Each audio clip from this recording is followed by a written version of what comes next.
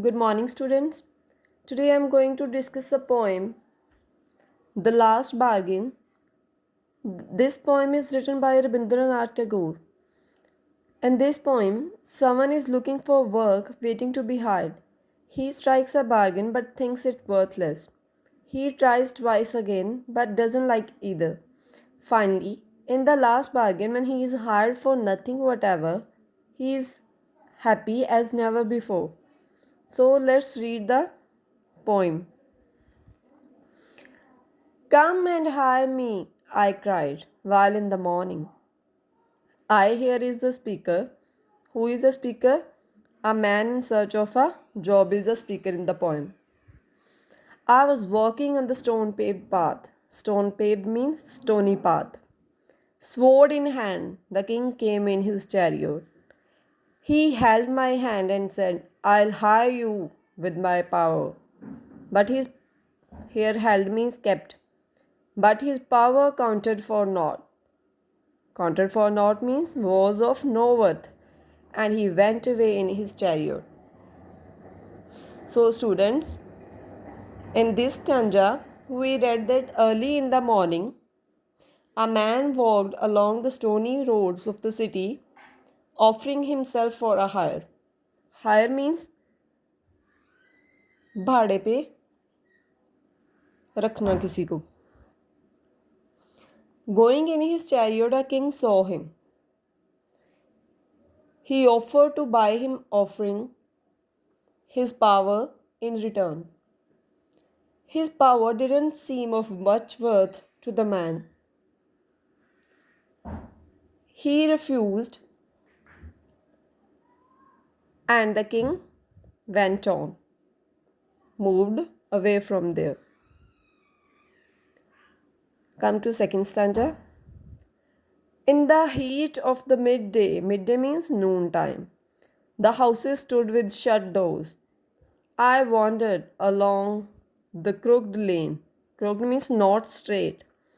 An old man came out with his bag of gold.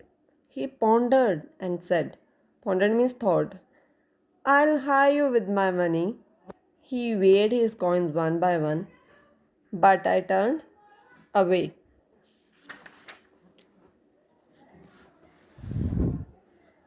Students, in the second stanza, the man walked on in the heat of the noon. He roamed about in crooked lanes. All the doors were shut due to the heat of the sun. Then he saw an old man who came out with his bag of gold. He thought and then offered to hire that man with gold. This offer also could not attract the man, and he went the other way. Come to third stanza. It was evening. The garden hedge was all aflower. Hedge means fence. A flower means filled with flowers. The fair maid came out and said, I'll hire you with a smile. Her smile paled. Paled means became weak. And melted into tears. Melted means turned. And then she went back alone into the dark. Now it was evening time. The garden hedge was filled with flowers. A beautiful girl came to the man. She offered the man her smile in return for his work. But soon her smile weakened and changed into tears. So she had to return alone into the darkness, and the man was not attracted by her smile. Come to this last stanza.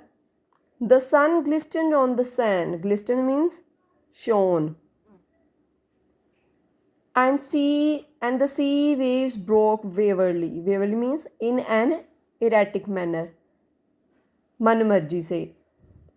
A child sat playing with shells.